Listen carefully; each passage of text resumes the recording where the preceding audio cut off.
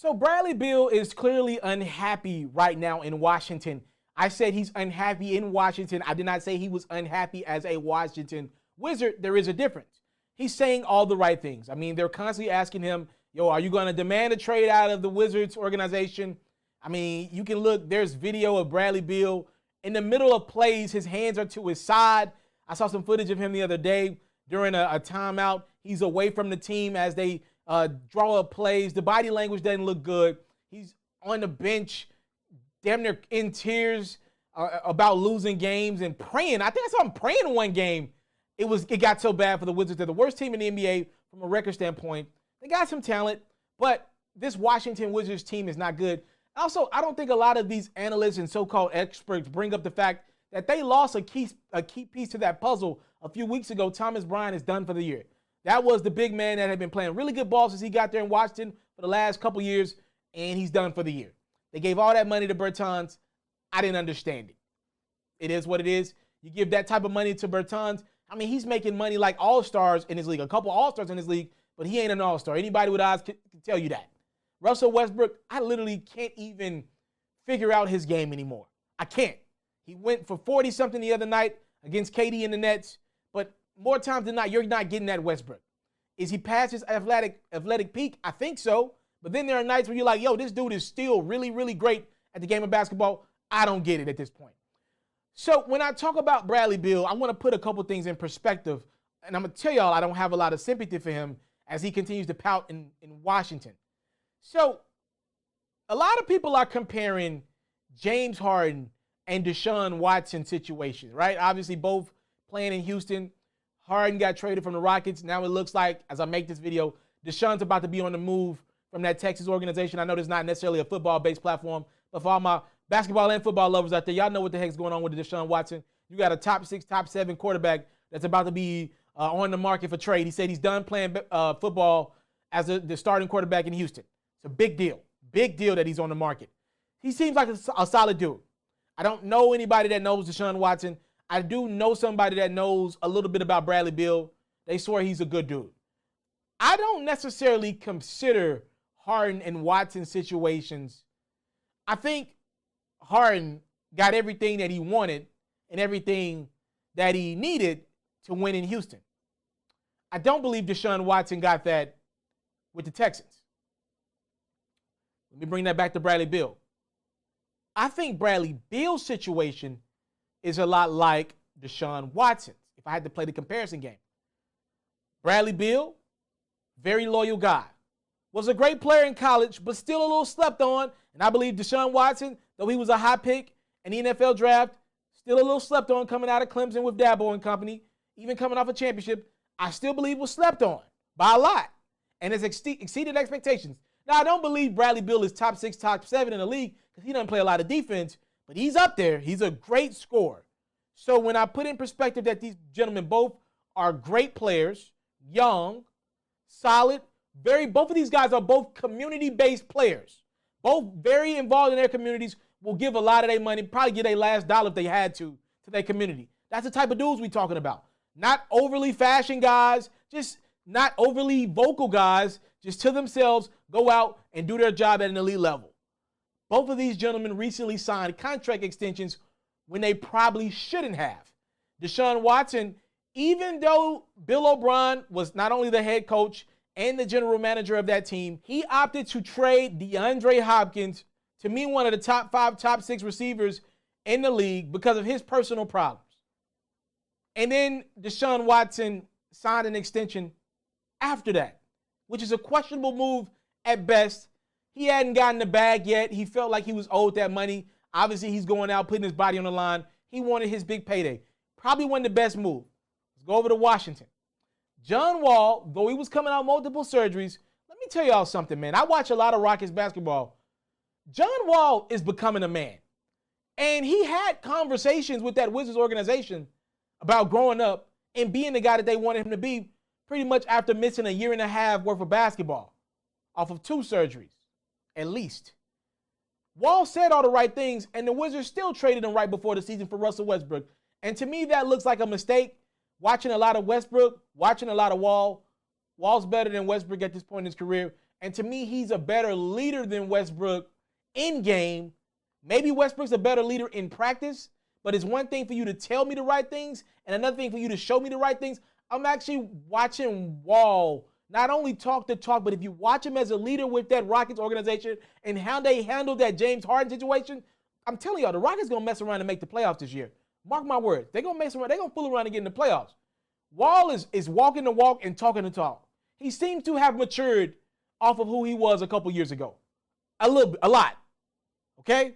So factor in that, to me, that was a bad trade looking back on it for the Wizards. And Bradley Beal, who recently signed a contract extension. I believe this was in October of 2019 when he re-signed with the Wizards. He, like Watson to me, made a bad career move. I said it when it happened. You can go pull the old tape. I said Bradley Beal's making a mistake. And I'll compare it to Kevin Durant in this regard.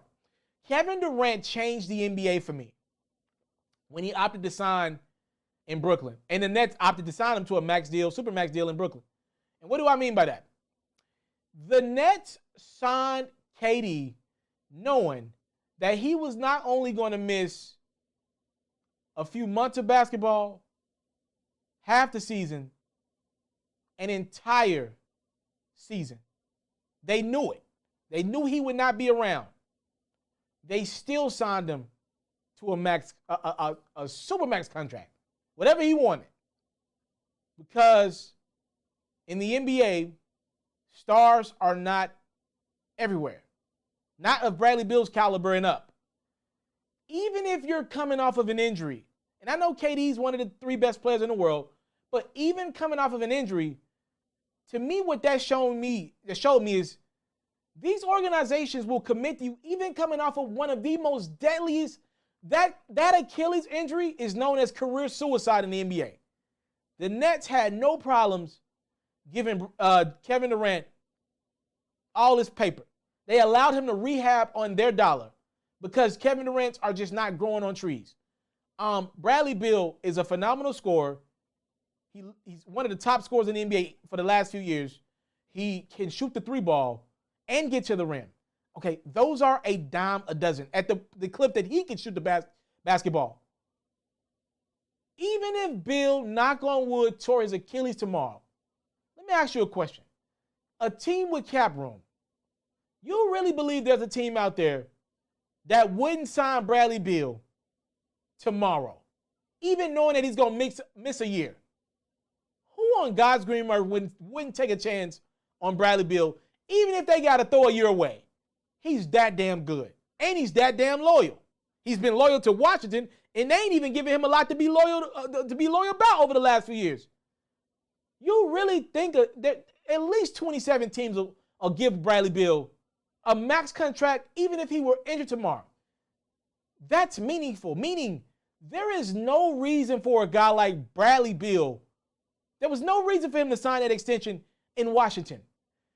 He would have been a free agent this upcoming offseason.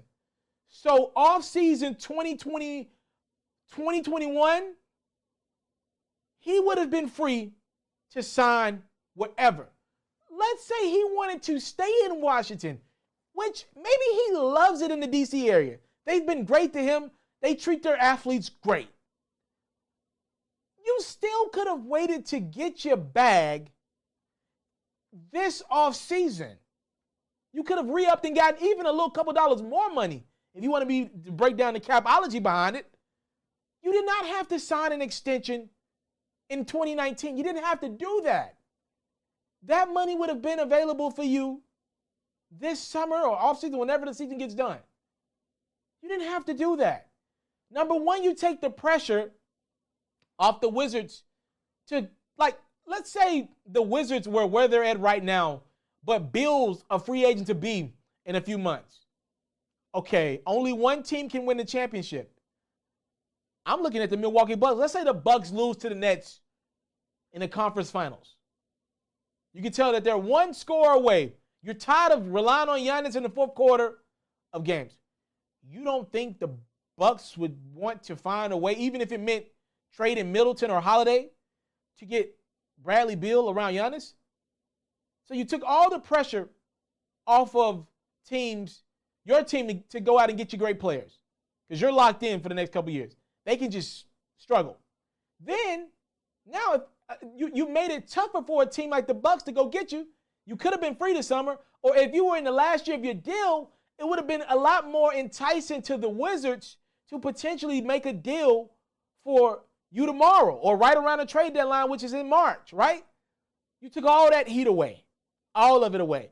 I believe Giannis, one of the reasons why he signed his extension back in December with Milwaukee is because he looked around and was like, ain't nobody going to be free with me this summer. I might as well stay in Milwaukee. I don't got anybody that I could run to Miami with or run to one of these other teams, New York with. I don't got a running mate this offseason. I don't have anybody. Everybody's locked up for the next year or two. I believe it was a terrible move. I said it then, and I'll say it now. Beal shouldn't have signed that extension. The Wizards would have gave him that money. They would have gladly gave him that money because he's a good dude. This is not like somebody that the teams don't want around. Everybody wants a Bradley Beal in your locker room for a lot of reasons. You could have just waited and got your money then. I don't know who's advising Beal. I just don't think that was a great move. The only reason why guys sign contract extensions at this point outside of getting the bag is stability. I mean, who's not going to sign Bradley Beal coming off of an injury? I thought it was a bad move then, and it's tough to feel sorry for a guy who I really like, by the way. I think he's a really good dude. It's tough to feel sorry for a guy like that, though, because he had his future in his hands, and he gave it over to Tommy Shepard and that Wizards organization. Catch full new episodes of FERRO's music-based platform every day only on YouTube at It's Mr.Taliaferro. You can also find clips, updates, giveaways, and more on Facebook, Instagram, and Twitter, also at It's Mr.Taliaferro. For all basketball fans, make sure you tune in to FERRO's daily highlights, reports, and commentary on YouTube at HoopsFerro, and even more updates on Facebook, Instagram, and Twitter at HoopsFerro as well.